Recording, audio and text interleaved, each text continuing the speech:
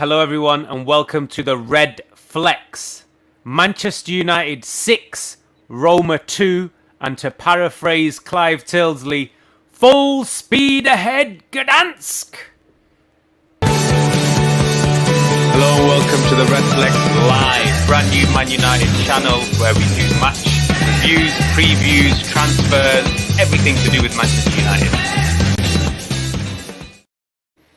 So Manchester United. That was a good job, Usta. I like that. Yeah, I like that. That was nice. That was nice. That some people might think I've practiced that, but it isn't. That was just like that off the hat. As you say, it's live and direct. Yeah, live and direct. Manchester United 6, Roma 2. Man United 1 foot, 1 leg, 1 arm, 1 ear, 1 eye in the final. This is a great day. I'd like to say this is a great day, not just for Manchester United, but for the RedFlex, because some of you, obviously none of you know that we also play in a league. We also play cricket, not as well as football. So that's why we're donning the famous red and black of the RedFlex. So a comprehensive victory for the RedFlex members of the team in our cricket match, and a just as comprehensive victory for Man United against Roma in their game tonight in the semi-final. So we made it just about. We polished off our opponents. We just skittled them out for the, there's always got to be a winner. Sometimes quality shines through, and today it was our time to absolutely put them to the sword. Got home for the match. And it was probably not worth it for the first half, Harris. Yeah, I just want to say big congrats to the RedFlex. I know you guys have got the donning the shirts. I did have it on, but I just literally took it off a minute ago. I thought I'd keep it Man United. But yeah, I've got some battle scars, got some cuts and bruises, but I think it was all worth it. An absolute stunning catch from Harris, one-handed, put his body on the line. Yeah, absolutely. Thank you, Qasim. Yeah, I am injured a little bit, but I'll take it for the win. It's all worth it for the win. And obviously Qasim there with the man of the match performance with his unbeaten 50 in just 26 deliveries. High strike rate. It was much needed. Got some little cheap bowling points. Got a little run out. All added to the loot that I took. Yeah. A massive. Man of the match, was it?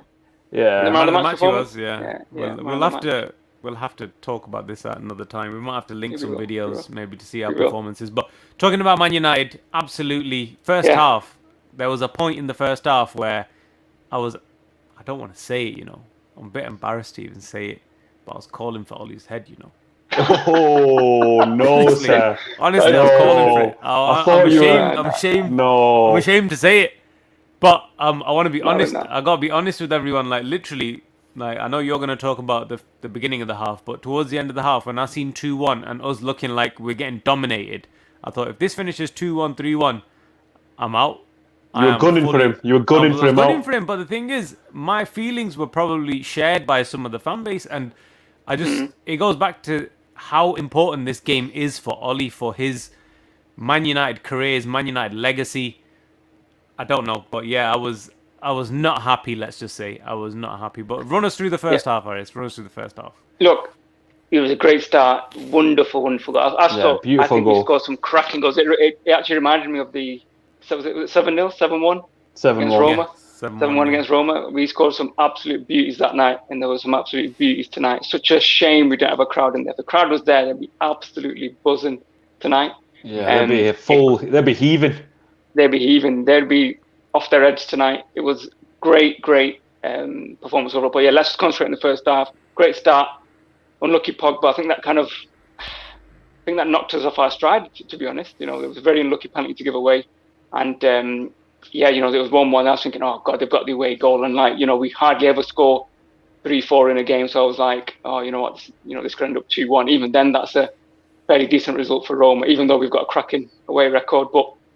But yeah, they got the second, poor defending. Again, it's really odd. In these games that we lose, we do some very uncharacteristic type defending. In the league, when we're coasting, it's all kind of assured and it looks okay. But we do this absolute random stuff.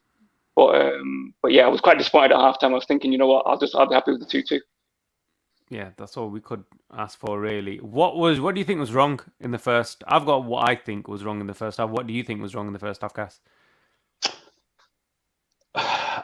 As we're using this as a confession, Yeah. as we call it, I also have something to confess. There we go. So I thought I'd wait for anybody else first, and Ussi came clean. So Yeah, I thought I might as well take a confession on in front of the world, in front of the whole world. So basically, when it was 2-1, I turned the stream off, and the words that were thrown around the household were, "They're ball jobs. They're ball jobs. A lot of them. They balled it again." And I was calm, honestly. That I was so close to thinking, you know what, I'm not ruining this great day, great victory for the RedFlex. I'm not tainting it by watching the second half. But boy, I was glad that I did. But focusing on the question, I think maybe the fact that we lost 4 semi-finals, I know that's easy to say now in hindsight. Maybe, you know, that was playing on the head. And we just, after the first goal, I think that penalty for Roma really shot our confidence. And it just wasn't happening. It just wasn't happening at all. And one last thing, there's quite a few things I do want to say, but one thing I do want to say is that referee was on a mad one. He was on a mad one, that referee. He was giving decisions. He didn't want to give any decisions for United, especially in the first half. Yeah, I think he made up for it. He made up for that penalty. That wasn't a penalty, by the way, for us. But yeah, Sue is saying that the penalty decision caused United to dip, needed just to wake up. Yeah, I think we had a bit of a rough patch. I think the penalty was sort of, I don't know, I wasn't going to say against the run of play, but I think it was a point in the game where we were okay. Then after the penalty, we just capitulated for a little while. 2 shots, 2 goals, wasn't it? Yeah, it was 2 shots, 2 goals. Yeah, it was all over the place. They did carry a threat. They carried a bit of a threat, to be honest. I think their main player got injured. I think the winger who was doing quite well against us, he got injured. I think that was a big blow for them. Keeper as well, I think. Yeah, we're going to get to that. I think the replacement keeper had an absolute nightmare today. And I would not like to be him. I could just tell from his face, you know, like some people when you just see them and you just like, you know they ain't going to be good. Yeah.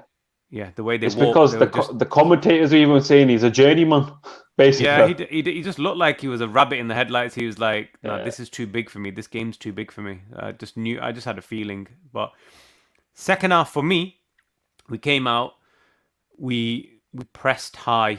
The line was very high. The wing backs were very high. I saw Wan-Bissaka and Shaw in very, very advanced positions, like very advanced positions. And I think we just squeezed the game because obviously I think they were good on the ball. They were passing it around in the midfield, 1-2 in us. And then once we compressed and closed that space, it was over. And then obviously the intensity of our game, which we're used to playing, and obviously Italian teams are not. I think then after that it was a free for all at one point. It was like every attack I thought we were going to score, but there was some crackers in there, Harris, absolute crackers. There were, some cracking goals. I think the only thing that annoys me is he plays McFred, so we don't concede that type of second goal. That's the reason why they're there. If they're not doing that, they serve no purpose, and that was just so frustrating. You know, I think on BT Sport they kind of said Fred was kind of at fault for it, which it probably was, to be honest. But that was so frustrating. It's like, why are you playing 2 defensive midfielders when they're offering no stability and no protection? Harris, come on, we've won 6-2. Come on, lad. Listen, lad. If in the next season we're playing Champions League, we'll get absolutely done with those 2 jokers in the middle. But anyway, I'm not gonna criticize too much. Second half, great goals. It all became a bit of a blur. Didn't it? We scored 5 in the second half. Yeah, 5. But for me, I think I liked Cavani's goal. I love that one. Yeah. Love that little side foot on the proper striker's finish. Proper striker's goal. Love that goal. That was like neat to play. The equaliser or the one that he mopped up? The one with the side foot. The equaliser. Wasn't it? The 2-2. Yeah. I thought he'd actually missed that one. I thought he'd missed it. Yeah, I love that goal. I don't know just the angle of it. I just thought he'd missed it. But that was a lovely goal. So that sent us. That was the 2-2, and then the next one came shortly afterwards from Cavani again, was it? tapping. Yeah, the tap-in. Yeah, 3-2. So, yeah, Cavani again with the tap-in, 3-2. At that point, I'm thinking, you know what? I'll take I'll take 3-2. I this. thought I'd take it. Just I'll take take it. this. Yeah, any sort of win now at this point. Yeah, because I was thinking a draw, especially with them having 2 away goals, 2 goals, I yeah. thought Tough. it was too dangerous to take back to Rome. And I was thinking, if we're gonna, having conceded 2 already, we need to win the game. But then after that, it was too much. We were just too much for them. We had a penalty, which Cass should have been a penalty, not a penalty. I thought it was a bit harsh. If he's going to give the Pogba one, then he's going to have to give ours as well. They're both probably the wrong decision, though. Yeah. Mike Smalling assumes saying, Agent Mike. He's taking a bump. He was there. Yeah, he did it just for this. He signed for Roma for just this occasion. He thought, you know what, guys, I'll sort you out, because it was him at fault for the penalty, and it was him at fault for the Cavani goal. Yeah, it was him at fault for the Cavani goal, which came from the Aaron Wan-Bissaka cross, because he played everyone else onside. So great work from Mike Smalling. Wonderful. AA says, which shirts have you got on? Yeah, so at the beginning of the stream, we mentioned that these are our kits that we play. We play cricket in Manchester, and this is our kit that we have. Yeah, Qasim there, modelling that for us. Yeah, modelling that for us. Lovely. Showing off. Yeah, in the colours of red. Had to be red, because obviously the RedFlex. Yeah. So in the words of you, sir, that's how deep it runs. That's how deep it is. That's how deep it runs. You know what I mean? We could have gone for a nice green kit. Could have gone for a blue kit. Any colour combination. Anything. Any colour combination, but we had to go with the red. Had to go with the red. But yeah.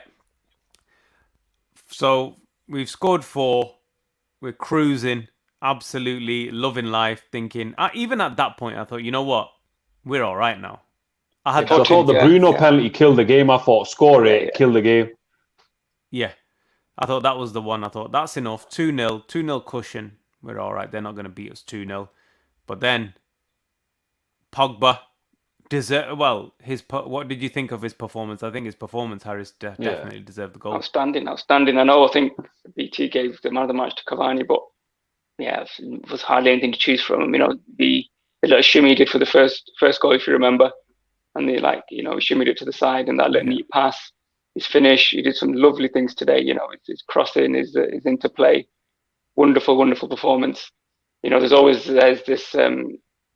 There's always going to be talk this summer about him going and leaving, but maybe it's fallen into our favour, this whole COVID thing. Maybe there isn't a club out there who's willing to pay 80-90 million for him, so maybe he'll end up staying. And obviously, there seems to be a lot of love between him and Bruno. I think they're finally finding a way to play together, and I think they enjoy playing together, because you can tell, because Bruno will look for Pogba, Pogba will look for Bruno. They're both comfortable knowing that if I pass it to him, he's got the ability to do something, or if I pass it to him, he's got the ability to do something. And I've seen a lot of Bruno coming deep a little bit, letting Pogba run forward. So I think the way that they're gelling together and playing together is great. And 2 of the best midfielders in Europe this season playing together, playing for Man United. Man United. So Ollie has to find a way to play them both in the midfield. Maybe this is the way. I still think. Left wing, I don't know, man. I don't know, man.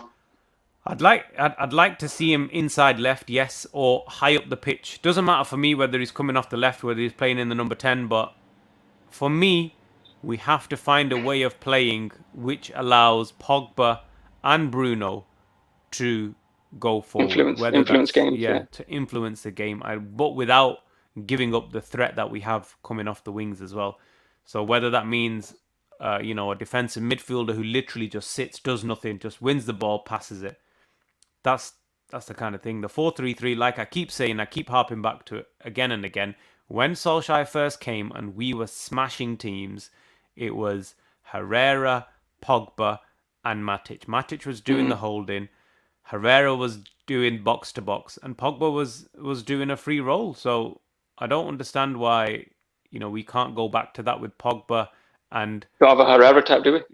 We don't have that. Yeah, we might not have the Herrera type, but instead of Pogba and Fernandes taking turns, in going forward, but both being in an influential position. I'm sure they can work out between themselves. That's what I think anyway. A solid DM, world class. If you're going to put your money in it, like looking at this performance, Cass, let's just put the 6-2 to the side a second. Going forward for Man United, if we want to win things, it's going to be with these two. If you think of Paul Pogba, Bruno Fernandes, you're talking about two, as you said, two of the best midfielders in world football. You throw Rashford in there, you throw Luke Shaw in there, you throw Cavani in there. These are serial big hitters, and you're not even talking about Donny or Greenwood. Like on paper, if we click, we should be destroying teams. Teams should be in the tunnel, and they should be thinking, "Oh my God, we're here, and we're going to be taking a tonking most likely because these guys are going to be feeding on us." But for some reason, sometimes it just doesn't click. Yeah, I don't know, but going for, like I said, I think the number 6 would solve that problem, and hopefully whatever strategy we've got going forward, which I'm sure we'll keep talking about towards the end of the season about who we're going to buy, we'll have to sort that out. So Mason Greenwood came on, got a little run out, and inevitably, looking at his recent form, he got on the score sheet, Cass. Wonderfully taken goal. I think a lot of people, probably myself included, at halftime where we were a little bit down in the dumps thinking, "Oh, come on, Ole, get Greenwood on, get Donny van de Beek on," and Solskjaer's made us all look like a bit of a fool. And he kept it. Definitely. To be honest with you, though, in other games, he also keeps it, and it doesn't always pay off. But in this game, boy, it paid off. Couple of things I just want to add is, first of all, Roma fans, you wanted something to remember, or you wanted the Roma players to come back with something that they could remember. And boy, we've shown you exactly.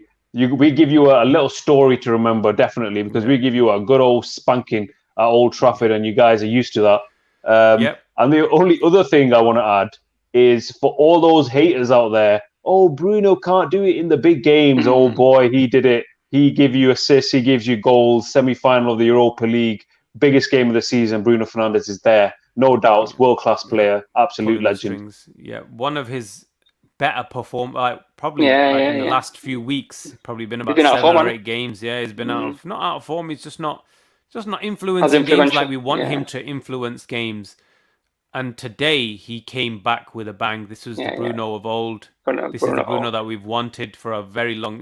We missed this Bruno. Always in the mix. But he stepped up on the big stage, because obviously now it's time. This is where this is the difference now between the big players. Pogba stepped up. Fernandes stepped up. This is what we need. We're too many times, we're not putting in performances in the big games. So for me, talking about the performances of the game, Cavani, Bruno Fernandes, Paul Pogba, that was a masterclass by. I'd throw Luke Shaw in there as well, to be fair. Luke Shaw was good, but the influence of those was, for me, unbelievable. Harris, man of the match for you? It's a tough one. Yeah, got plenty of options. Plenty of options. I mean, I think it does take something away when you take Rashford off the left, because I think, as I said in the last video, he was a bit quiet, I thought. Rashford and Shaw had unbelievable combination. I think they did really well to kind of neutralise Shaw in the first half. But in the second half, I think he found that space, and he was awesome. But for me, man of the match, I'm going to give it to Edinson Cavani. Yeah. Eddie Cavani, great shout. Yeah, Zoomk says AWB played well today, I think, attacking wise. Yeah, because I think he was given the license to push forward. Once we knew that if we squeeze Roma, if we press them high, they're not going to do anything. He was always in a good position, and to be fair, I don't think he gave the ball away as much as he did. Didn't look as awkward as he did when he usually does when he's running.